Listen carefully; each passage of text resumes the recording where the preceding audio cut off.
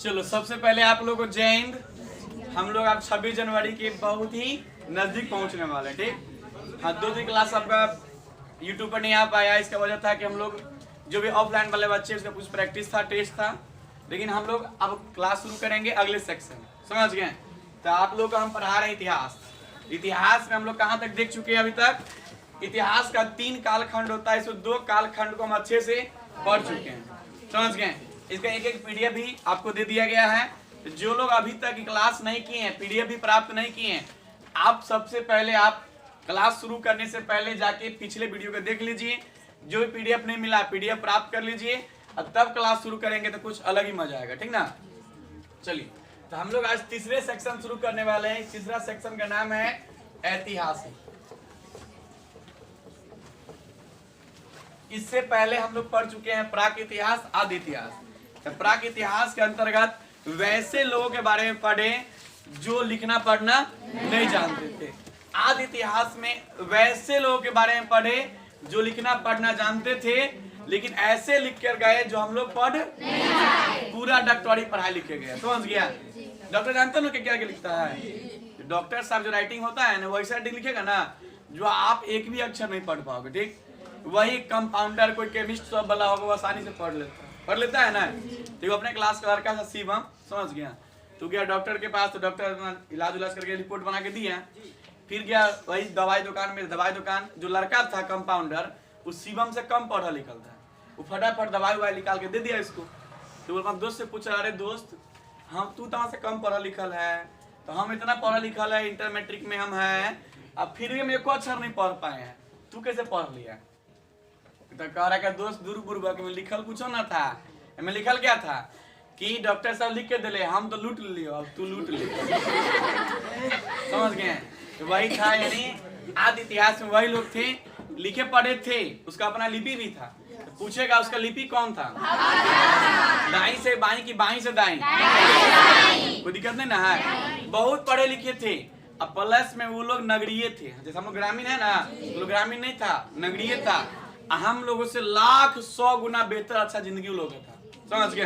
अन्नागार मिला, स्नानागार मिला, यहाँ तक चुनौती जगह मिला। बताए थे ना, जो अभी की महिलाएं बोलती है हम मेकअप करते हैं, वो लोग मेकअप करके छोड़ दिया, समझ गया, ठीक। इसका मनकाई मिला, बहुत चीज मिला जो हम लोग देखे हैं। सूती कपड़ा उस समय मिल गया था। आप लेकिन पढ़ने वाले हैं तीसरा सेक्शन। इस सेक्शन के जो लोग है ना पढ़े लिखे भी है, और इसका जो भी साक्ष्य मिला वो हम आसानी से पढ़ भी पाए। इतिहास का 3 कालखंड है, समझ गए। तो पहला का हम लोग देखे थे, इसका नाम क्या था? प्राक इतिहास। दूसरा का नाम था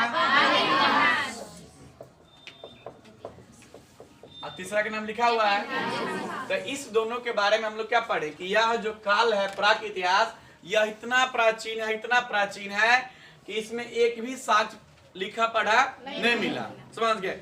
बस इसमें एक ही चीज मिला मुझे, पत्थर के अलावा कुछ नहीं मिला। और लास्ट तक थोड़ा तांबा मिला, समझ गए। ताम्र पाषाण काल इसको पढ़े थे, याद है ना। आदि इतिहास में समझ गए, अभी भी लोहा खोज नहीं हुआ है। इसमें कहां आ जाएगा, क्या आ जाएगा?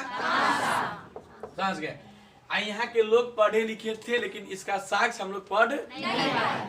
लेकिन अब जो ऐतिहासिक काल है इसमें लिखा पढ़ा भी है, समझ गए। मतलब कोई जो साक्ष्य मिला है, कोई जो प्रूफ मिला है, इसमें लिखा हुआ भी है, हम पढ़ भी पा रहे हैं। अब प्लस में सबसे ज्यादा जो महत्वपूर्ण बात है, इसमें लोहा की खोज हो गया। कृषि में विकास तभी आएगा जब लोहा होगा, क्योंकि बिना लोहा खेती बाड़ी होगा? थोड़ा बहुत समझ गए, खेत जोताएगा, नहीं जोता सकता है। बिना हाथी हल कोदाल के खेती होगा? नहीं। यानी दुनिया में समझ गए ना, जो अभी की दुनिया है किस पे टिका हुआ है? लोहा पे। यानी जितना भी उद्योग है वो सब लोहा है। यानी जो लोहा है ना, ये दुनिया के 4 उद्योग की जननी है, यानी माँ है। लोहा के वजह से दुनिया संभव है। एक भी चीज देख लीजिए आप नजर घुमा के जो बिना लोहा के संभव है। तो आप लोग सर हम बेंच पे जो बैठे लोहा के नहीं है, लेकिन भाई लोहा के तो नहीं, लेकिन लोहा से कटा जरूर होगा। वो बिना लोहा के संभव था?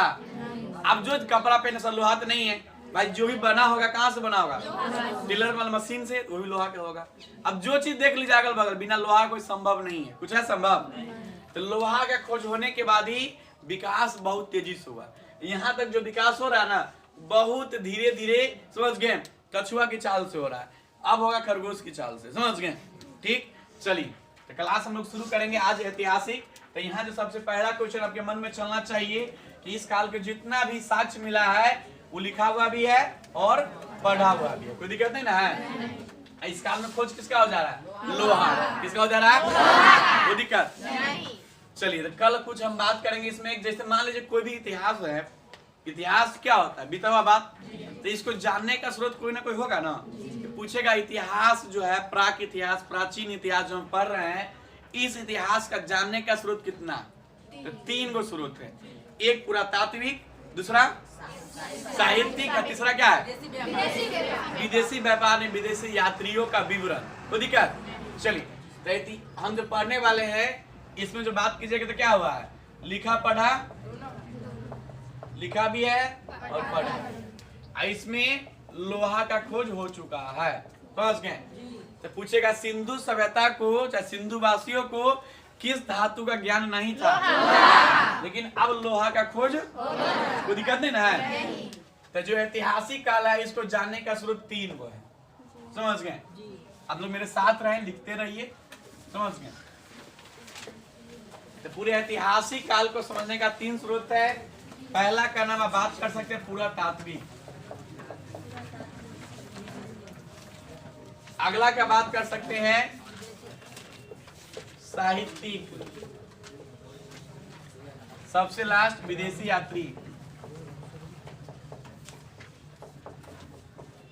विदेशी यात्री यानी 3 गो माध्यम से हम किसी भी इतिहास को अच्छे से क्या करेंगे? जान पाएंगे और समझ पाएंगे। तो सिंधु सभ्यता में साहित्यिक था कि विदेशी यात्री था कि केवल और केवल पुरातात्विक था?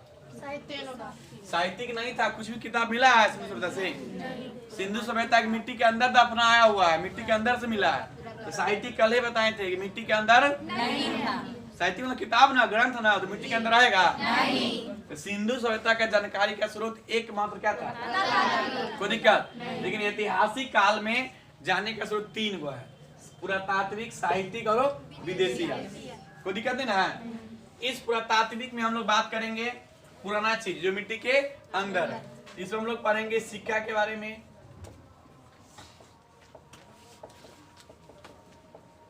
अभिलेख के बारे में। तो पुरातात्विक होता क्या है? जो मिट्टी के अंदर हो, ऊपर नहीं। साहित्यिक में क्या होता है? मिट्टी के अंदर नहीं ना, इसमें किताब उताब ना होता है। तो इसमें 2 टाइप का है। एक का नाम है धार्मिक, जो धर्म से, धर्म की बात कर रहा है। एक है गैर धार्मिक, तो धर्म की बात नहीं कर रहा है, समझिए? साहित्यिक में धार्मिक है और गैर धार्मिक है। धार्मिक यानी क्या हुआ? जिसमें धर्म, वेद, उपनिषद, रामायण होता है, सब पुराण, गीता, वो सब इसमें चल रहा है। इसमें गैर धार्मिक जो धर्म नहीं, जैसे जैन धर्म, बौद्ध धर्म पढ़े ना, ये सब इसमें पढ़ना है, ठीक ना? विदेशी यात्री में पूरा इबन बतूता से लेके मोरक्को तक सब पढ़ देना है के बारे में। इसमें सिक्का के बारे में, अभिलेख के बारे में, इसमें धार्मिक, इसमें गैर धार्मिक।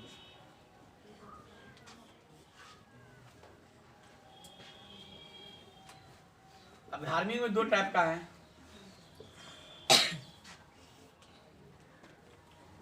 एक ब्राह्मण होगा, एक गैर ब्राह्मण।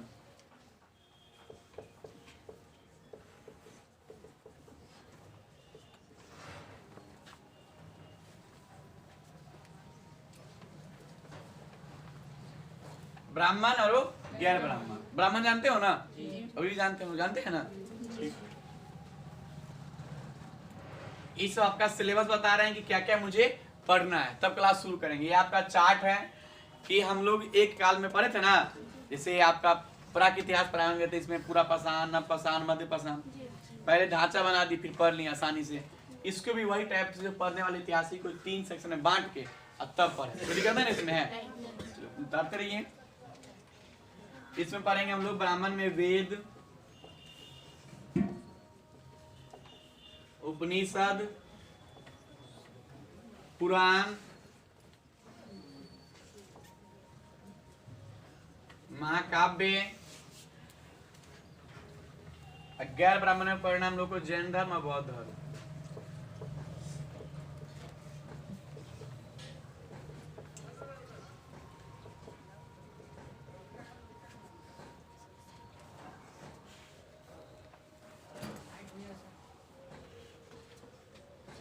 धार्मिक में दो है, ब्राह्मण है वो गैर ब्राह्मण, समझ गए। तो ब्राह्मण में पढ़ना वेद उपनिषद पुराण महाकाव्य, यानी जितना ब्राह्मण से रिलेटेड हो, जितना ऋषि मुनि हुआ करते थे ना उससे रिलेटेड है। गैर ब्राह्मण जो ऋषि मुनि का नहीं है, समझ गए, वह खुद बने हैं, खुद धर्म का प्रचार किए।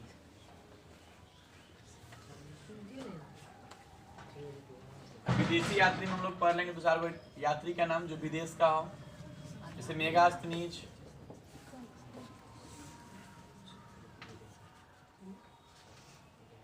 प्लिनी, मेगास्थनीज से मौर्य वंश में पढ़ सकते हैं।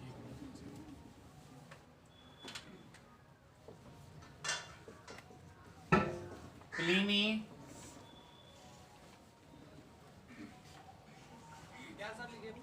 हाँ प्लिनी, लेखक क्या है, इसको इधर इधर क्लास चल रहा है, इधर इधर क्लास चल रहा है।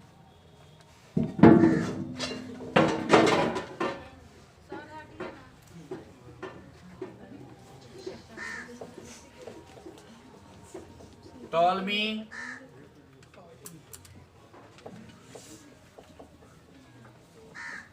मेगास्थनीज, अब बहुत सारे आते हैं, समझ गए।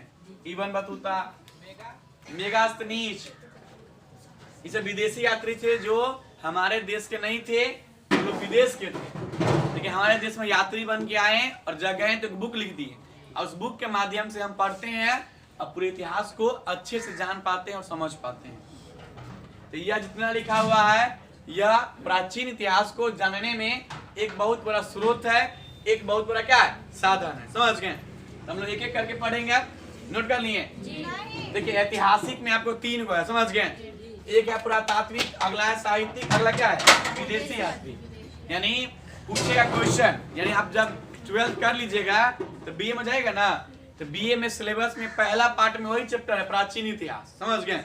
अब क्या चीज, प्लिनी है, टॉलमी है, मेगास्थनीज है, समझ गए। क्या बोल रहे थे कि बीए जब जाइएगा, बीए ऑनर्स कीजिएगा, हिस्ट्री ऑनर्स, तो इसमें पहला पेपर में यही इतिहास पढ़ना है जो पढ़ रहे हैं अभी। यही बीए पार्ट 1 में पहला पार्ट का जो पेपर होगा इसमें वही सब पढ़ना है। अब पहला क्वेश्चन यही आता है कि पुरातत्व को समझ गए जानने का स्रोत क्या क्या है, आप इसके बारे में डिटेल बताइए।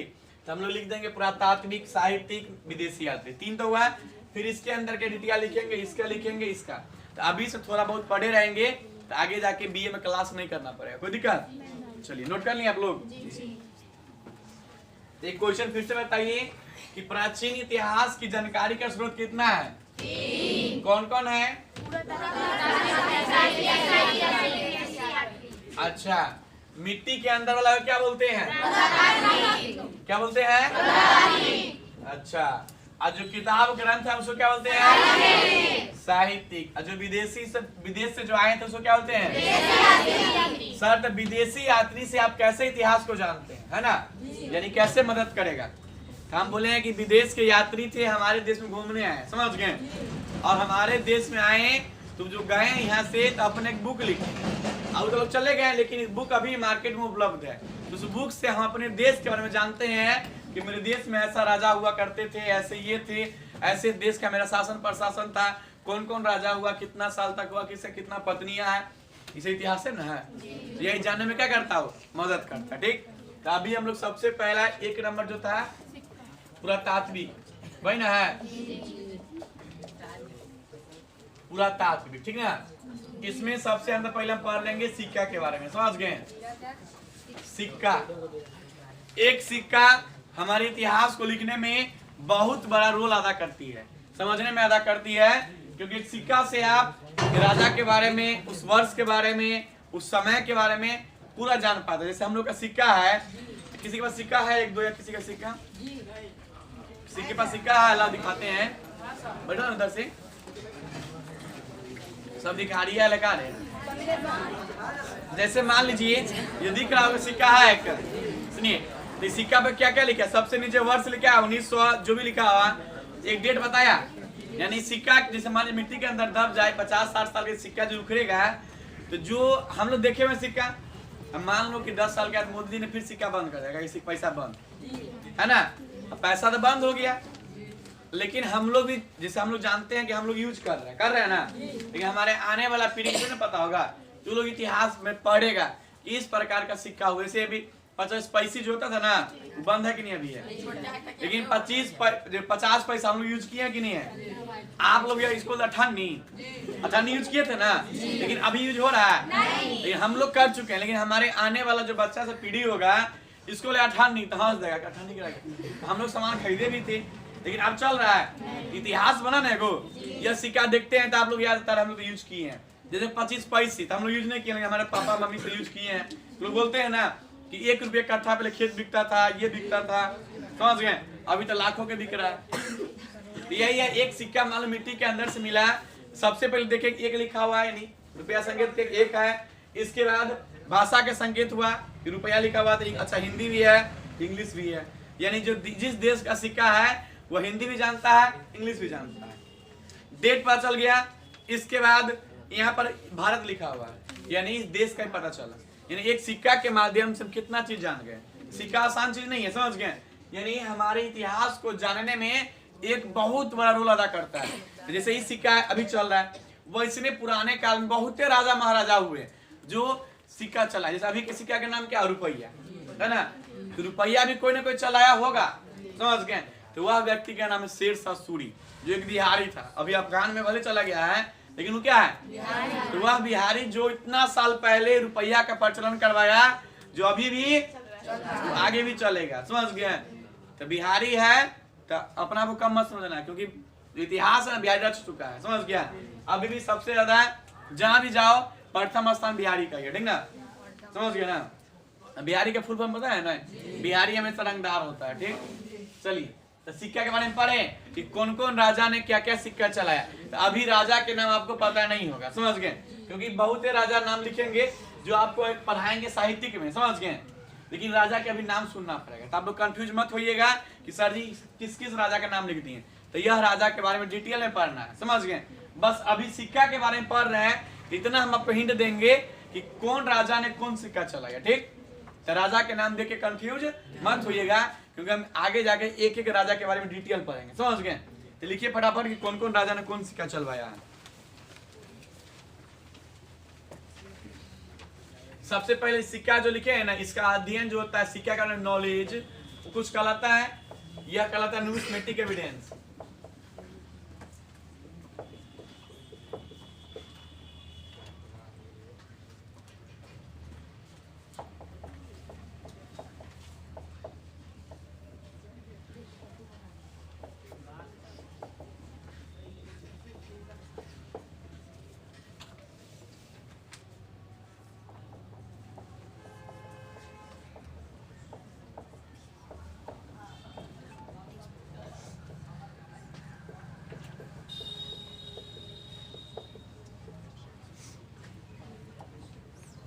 आराम से लिखो।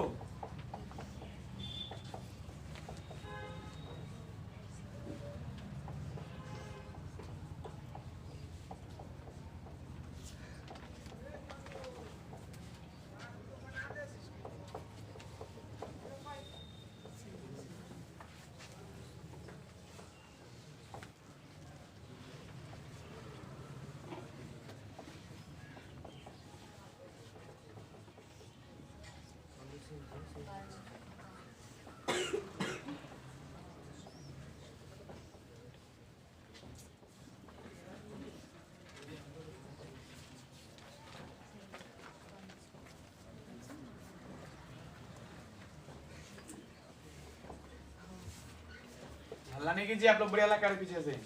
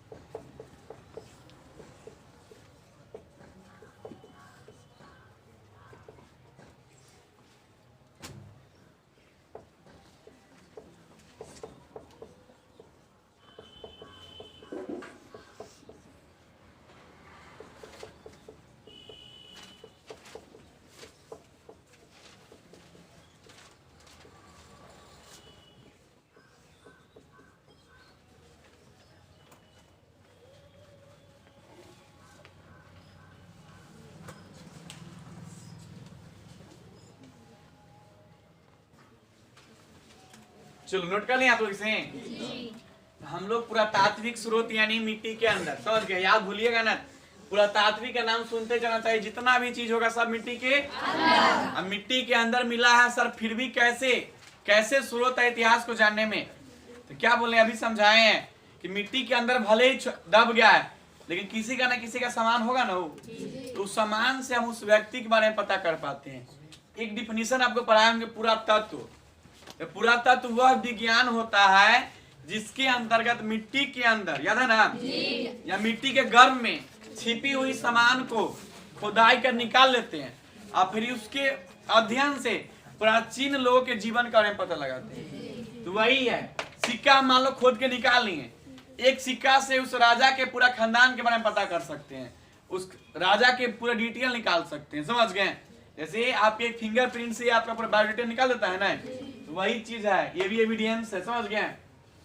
तो सिक्का के बारे में सब कोई नहीं जानते हैं, जो इसके ज्ञाता होंगे, जिसके पास नॉलेज होगा, जो इसका पढ़ाई किया होगा, वही नहीं जानेगा। जैसे हम टीचर है तो हमको बच्चों के बारे में पता है कि हम आप फिंगरप्रिंट निकाल सकते हैं, हम नहीं।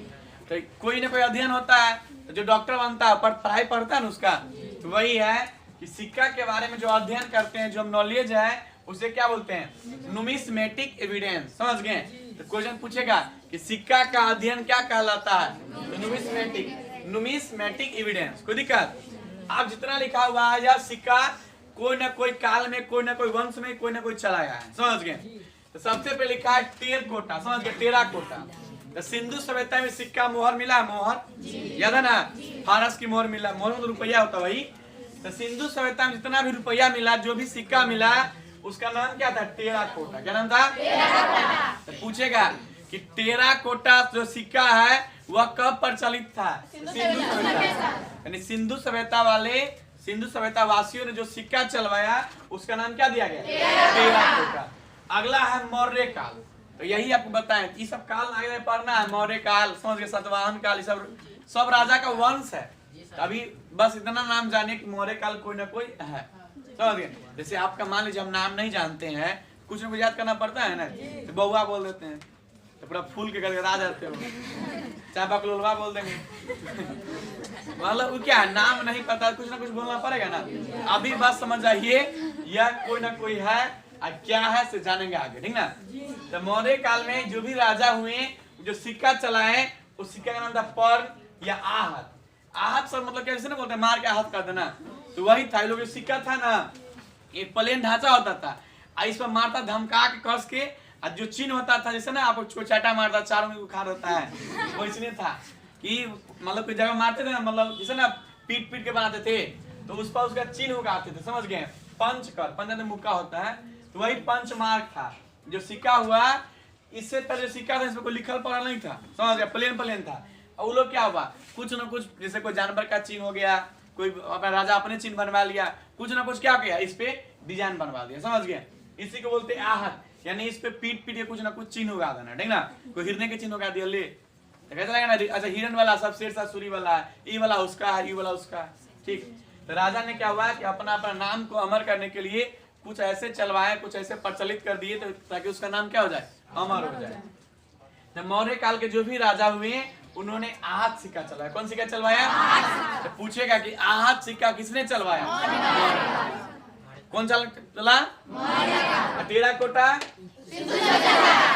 पंचमार्क, पर्ण सिक्का, सातवाहन जो अगला शासक आए, उस सीसा का सिक्का चलवाया। सीसा का, किसका सिक्का, पूछेगा सबसे पहले सीसा का सिक्का किसने चलवाया, सातवाहनों ने। किसने चलवाया, टेराकोटा किसने चलाया, पंचमार्क का सिक्का।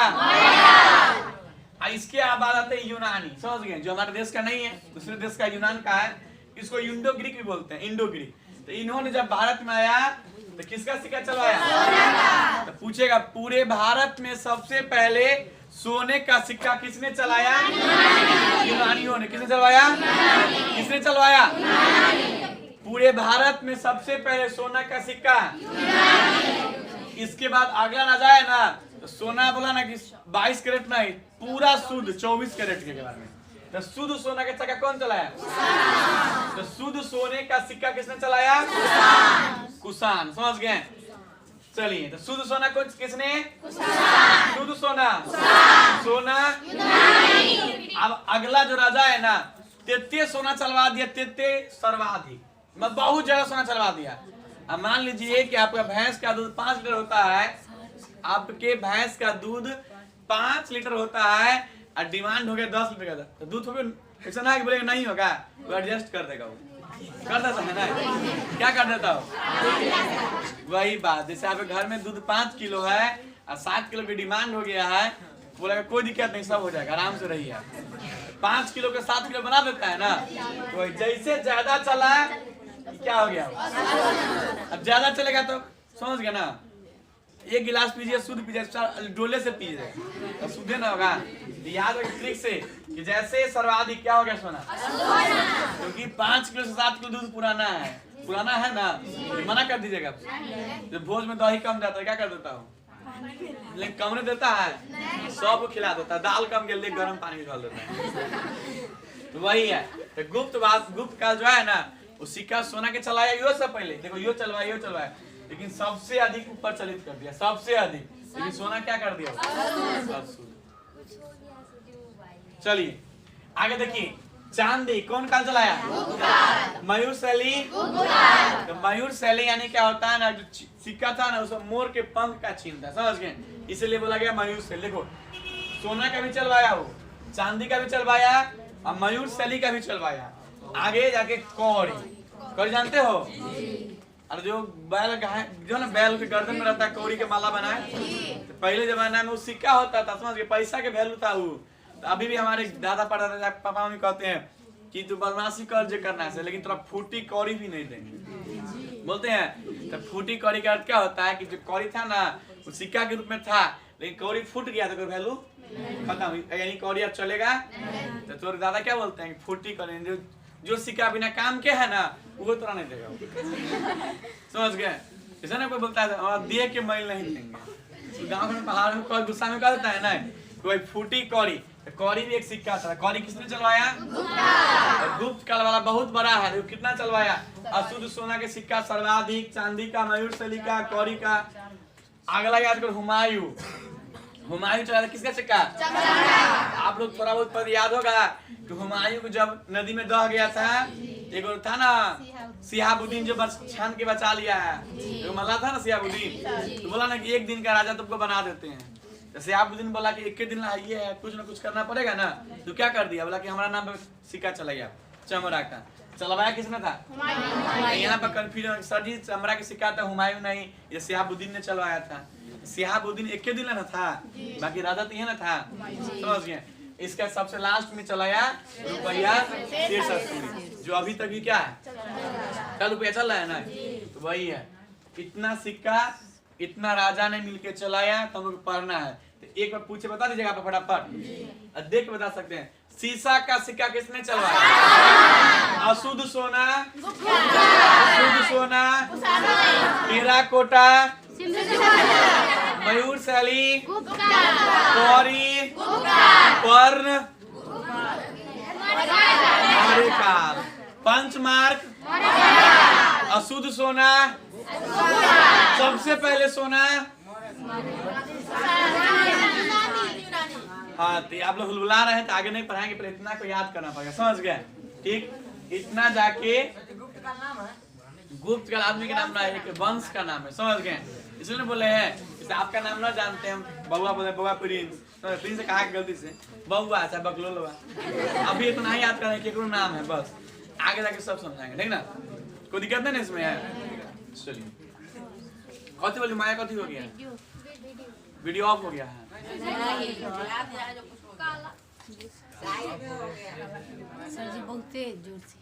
चलिए, तो ये सब समझ रहे हैं, तो इसमें कोई दिक्कत नहीं, ठीक ना?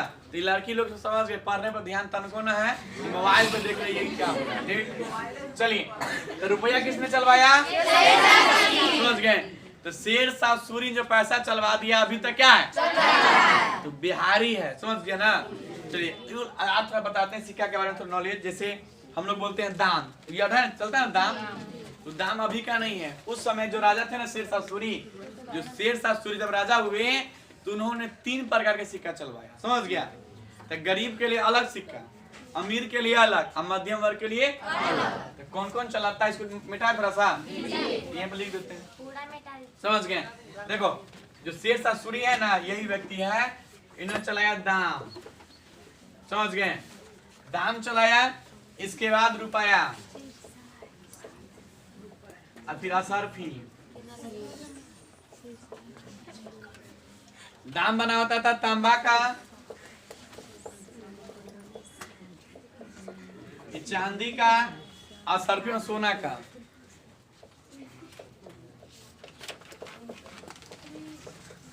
गरीब, मध्यम,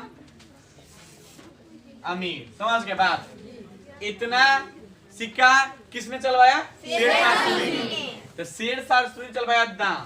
तो दाम जो होता था ना वो तांबा का बना होता था, जैसे रुपया है ना नाम, वैसे एक नाम क्या था? दाम। इसका किसका बना होता है? या किसके लिए चलाया गया?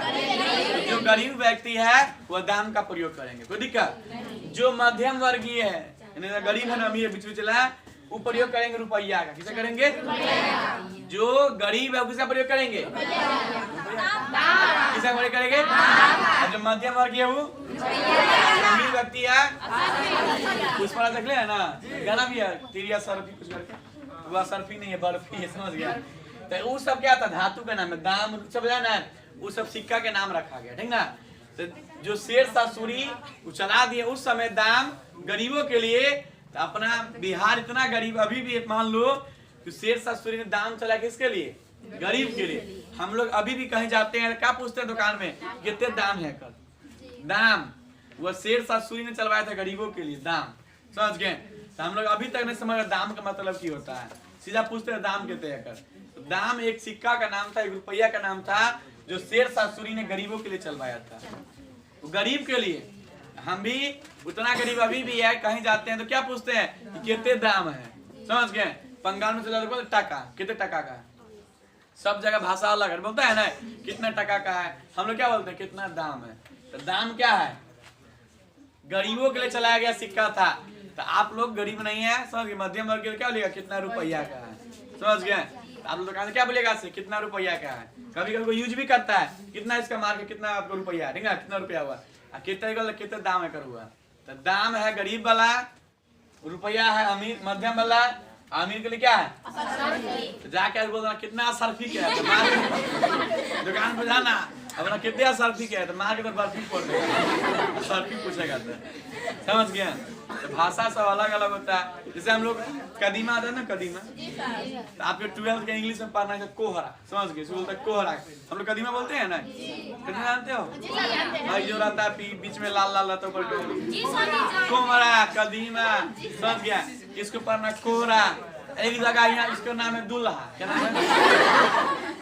मान लो कि दुल्हा जहाँ पर चलता है ठीक ठीक बोल दीजिएगा। रायपुर बाजार में आइएगा, अब बोलिए कोई औरत तो नहीं बेचती है, आपका दूल्हा का इतना क्या जेहे चप्पल रहेगा निकाल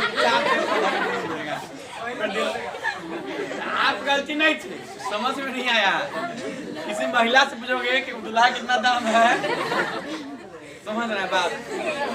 सब समझ गए, सबका अलग अलग प्रचलित है, वही है। गरीब के लिए क्या है? मध्यम के लिए, अमीर के लिए। तो मत जाके कह देना कितने असरफी के है, असरफी का हाथ मार के बर्फी फोड़ रहे हैं। चलिए, तो हम लोग सिक्का के बारे में पूरा पढ़ लिए, समझ गए। तो अगले क्लास में हम लोग पढ़ेंगे अभिलेख के बारे में। तो आप लोग क्लास कभी कभी मत कीजिए, क्लास करना है तो रोज कीजिए, समझ गए। और आप लोग इतना कर रहे हैं तो आपका एक भी काम फर्ज बनता है क्या, कि वीडियो को शेयर कर देना और सब दोस्तों में शेयर कर दो, ताकि आपके साथ आपके दोस्तों को भी फायदा हो जाए। यह केवल 12th के लिए वीडियो नहीं बनता है, आप कंपटीशन के मायने से देख सकते हैं। आप कोई भी क्लास के हो तो आप आसानी से पढ़िए। चलो, चैनल सब्सक्राइब नहीं किए हो तो कर लो, ठीक। चलिए, हम लोग अब 26 जनवरी की ओर बढ़ रहे हैं। तो आप लोग फिर से एक बार लास्ट में जय हिंद।